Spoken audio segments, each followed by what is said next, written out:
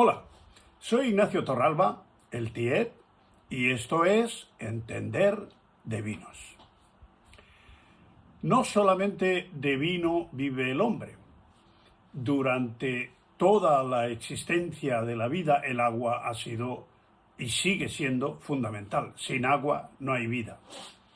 Sin vino, quizás sí, pero es más difícil. El agua constituye una parte fundamental del vino. Sin agua tampoco habría vino, lógicamente. Los malos comerciantes de la antigüedad le echaban agua al vino a granel para sacarle más beneficio, para ganar más dinero. La gente se lo bebía sin protestar, un poco como los griegos, que tomaban el vino aguado, 1/3 de vino y 2/3 de agua. Tomar el vino sin aguar lo consideraban de bárbaros. El mosto de la uva que da la viña está compuesto por una multitud de sustancias, pero básicamente es agua en un 70 u 80%, azúcares un 15 o un 25% y ácidos en un 3 o un 5%, y otras muchísimas sustancias que le dan sabores, olores, etc. La mayoría de los azúcares durante la fermentación se convierten en alcohol, de forma que el vino resultante tiene un 80 o un 90% de agua, entre un 8 y un 20% de alcohol y entre un 5 y un 8% de ácidos y otras sustancias como los polifenoles, etc.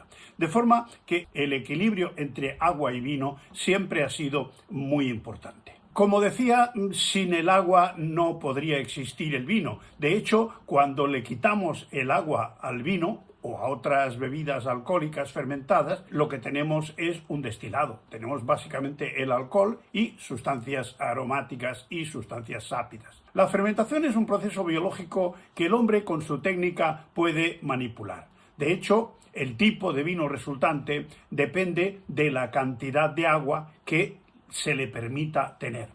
Desde muy antiguo, el hombre ha manipulado esa cantidad de agua mediante procesos como la pasificación, que es una deshidratación. Recordemos cómo se pasifican las uvas de Pedro Ximénez y de otras muchas variedades para que pierdan agua y concentren los azúcares y el resto de sustancias. Lógicamente, al perder agua se concentra todo lo demás. Hay otros procesos para deshidratar esos granos de uva, como son la botritización, que es ese hongo que coloniza el grano de uva y mediante la radícula del hongo le extrae el agua, respetando la cantidad de azúcares y de ácidos que tiene la uva. Otros procedimientos, como el vino de hielo, que al estar la uva congelada, lo primero que se congela es el agua que se queda en la prensa y lo que sale es un néctar muy espeso, que en realidad son los azúcares y una pequeñísima cantidad de agua que los disuelve.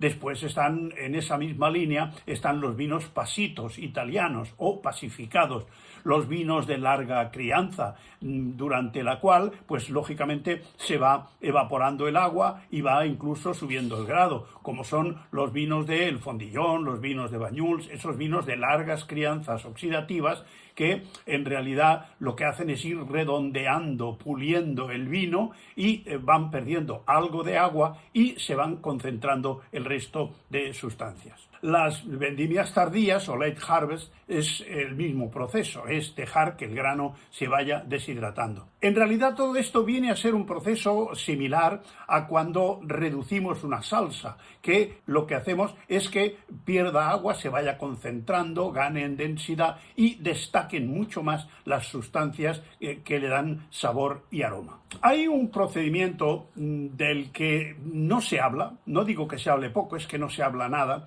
pero que hay quien lo hace. Ante un vino demasiado ligero o aguado, se introduce en el depósito una bolsa de una membrana semipermeable con una concentración salina en su interior, y eso hace que por el fenómeno de ósmosis el agua del vino pase al interior de la bolsa, con lo que de alguna manera se le roba agua al vino.